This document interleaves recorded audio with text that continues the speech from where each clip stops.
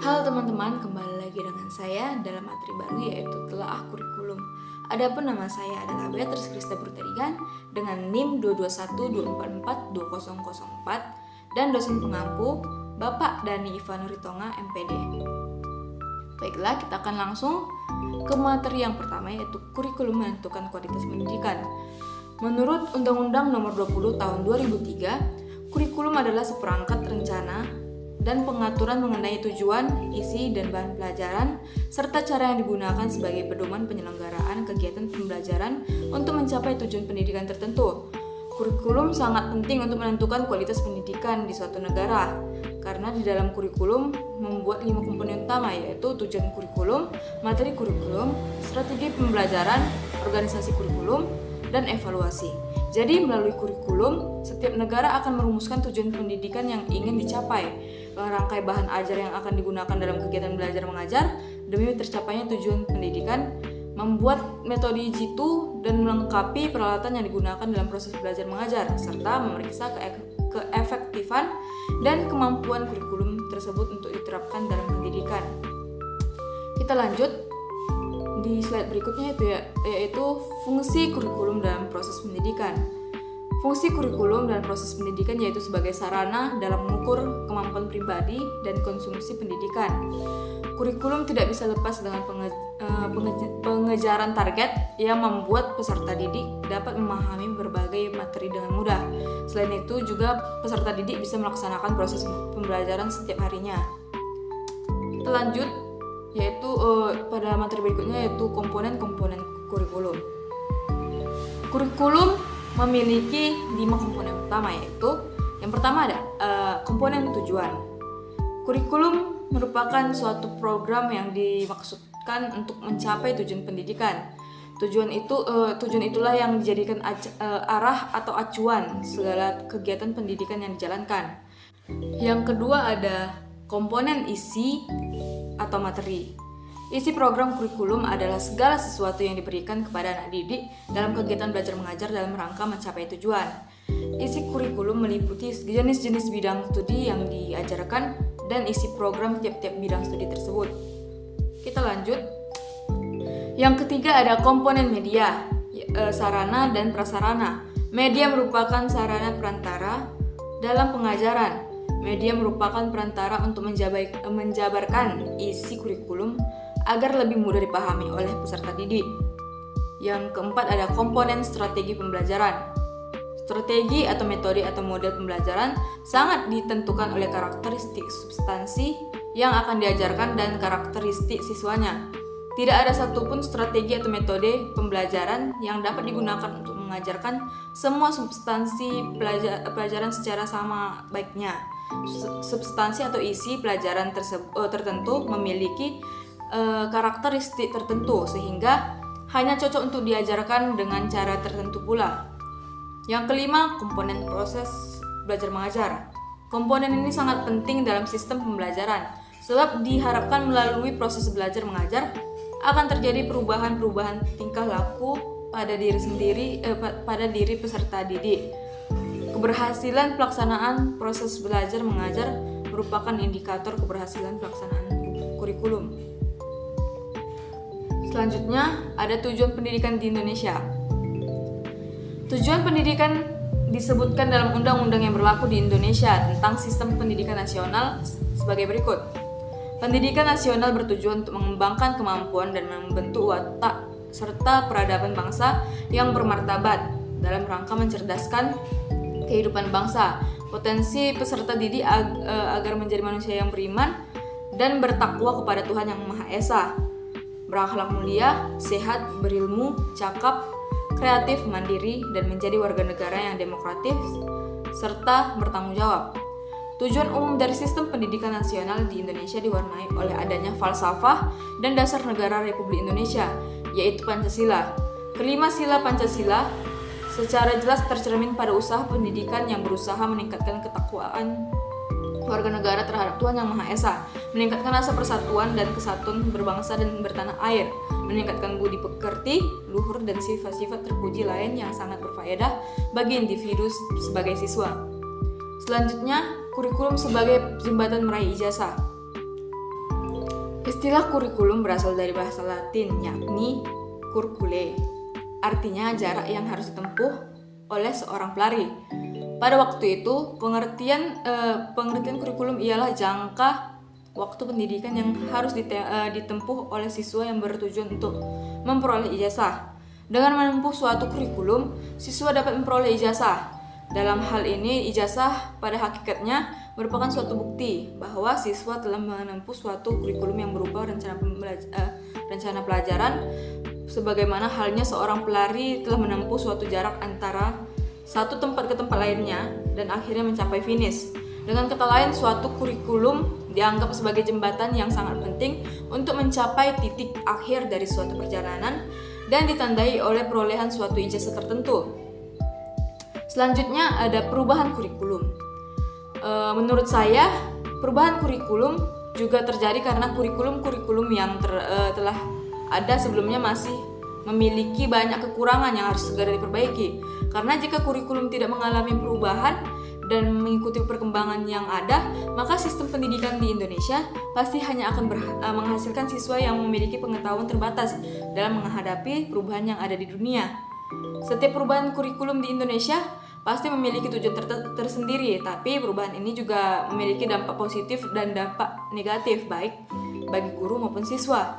Karena guru dan siswalah yang akan menjalankan dan melaksanakan kurikulum tersebut. Dampak positifnya yaitu dengan perubahan kurikulum, guru akan lebih kreatif lagi dalam menyampaikan materi pembelajaran dengan menggunakan metode-metode dan media baru yang dapat menunjang proses pembelajaran. Sedangkan untuk dampak negatifnya, ini lebih tertuju pada kesiapan guru dan siswa dalam menerima perubahan kurikulum yang terjadi. Selanjutnya, pengembangan kurikulum. Secara umum, langkah-langkah pengembangan kurikulum itu terdiri atas yang pertama adalah analisis dan diagnosis kebutuhan. Langkah pertama dalam pengembangan kurikulum adalah menganalisis dan mendiagnosis kebutuhan. Analisis kebutuhan dapat dilakukan dengan mempelajari 3 hal, yaitu kebutuhan siswa, tuntutan masyarakat atau dunia kerja, dan harapan-harapan dari pemerintah atau kebijakan pendidikan. Yang kedua, perumusan tujuan. Setelah kebutuhan ditetapkan, langkah selanjutnya adalah merumuskan tujuan. Tujuan-tujuan dalam kurikulum berhierarki, mulai dari tujuan yang paling umum sampai pada tujuan-tujuan yang lebih khusus dan operasional. Hierarki tujuan tersebut meliputi tujuan pendidikan nasional, tujuan institusional, tujuan kurikuler, serta tujuan instruksional umum dan tujuan instruksional khusus.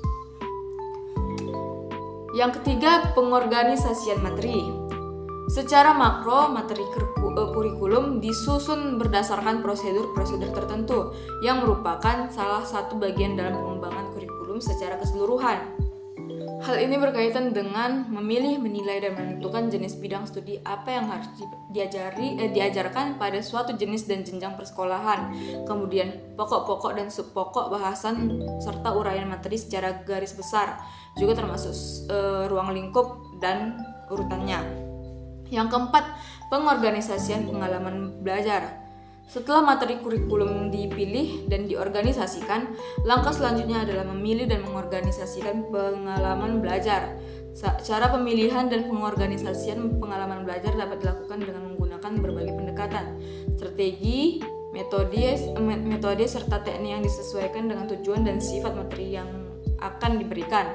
Pengalaman belajar siswa bisa bersumber dari pengalaman visual, pengalaman suara, pengalaman perabaan, pengalaman penciuman, atau variasi dari visual, suara, perabaan, dan penciuman. Yang kelima, penggunaan alat evaluasi. Pengembangan alat evaluasi dimaksudkan untuk menelaah kembali apakah kegiatan yang telah dilakukan itu sesuai dengan tujuan yang telah ditetapkan. McNeil pada tahun 1977 mengungkapkan ada 2 hal yang perlu mendapatkan jawaban dari penilaian kurikulum, yaitu yang pertama, apakah kegiatan-kegiatan yang dikembangkan dan diorganisasikan itu memungkinkan tercapainya tujuan pendidikan dan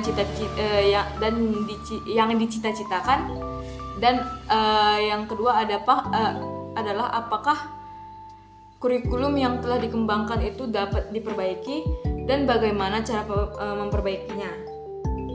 Setelah informasi atau jawaban terhadap kedua pertanyaan tersebut diperoleh, langkah selanjutnya adalah memutuskan dan menetapkan bahwa kurikulum itu diberlakukan dan dilaksanakan. Selanjutnya, kita masuk ke perbedaan separate subjek kurikulum dengan correlated kurikulum. Perbedaannya itu yang pertama, separated subject kurikulum. Ini berarti bahwa semua kain bergambar berada dalam kompartemen terpisah yang terpisah satu sama lain.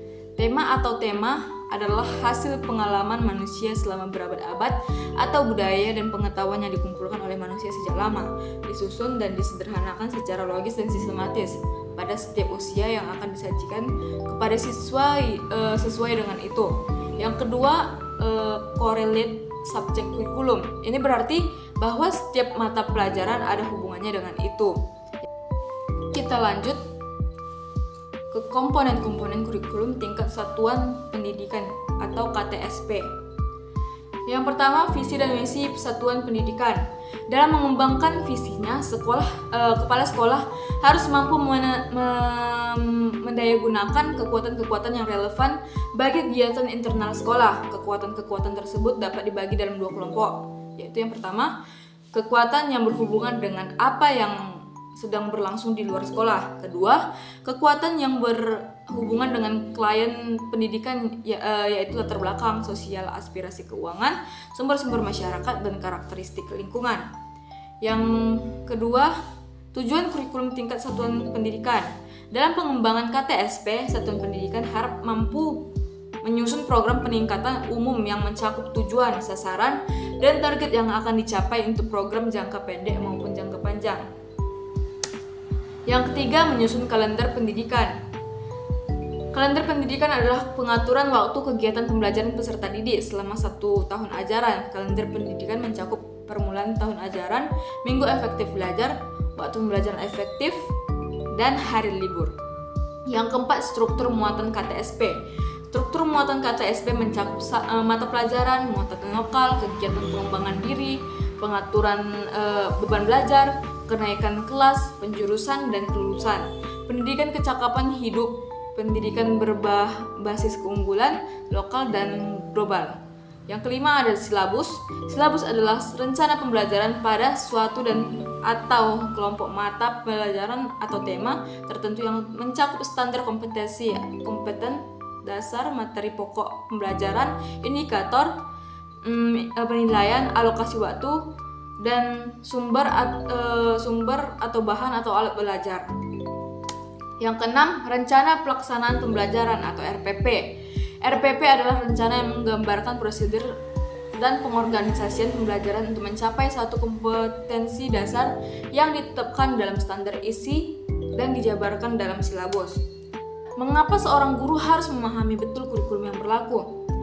Seorang guru harus memahami betul kurikulum yang berlaku karena guru merupakan titik sentral, yaitu sebagai ujung tombak di lapangan dalam pengembangan kurikulum. Keberhasilan belajar mengajar antara lain ditentukan oleh kemampuan profesional dan pribadi guru, dikarenakan pengembangan kurikulum bertitik tolak dari dalam kelas. Guru hendaknya mengusahakan gagasan kreatif dan melakukan uji coba kurikulum di kelasnya. Ini merupakan suatu fase penting dalam upaya pengembangan kurikulum, di samping sebagai unsur penunjang administrasi secara keseluruhan. Baiklah, sekian materi yang ingin saya paparkan pada materi kali ini. Semoga materi ini bermanfaat bagi teman-teman semua. Terima kasih.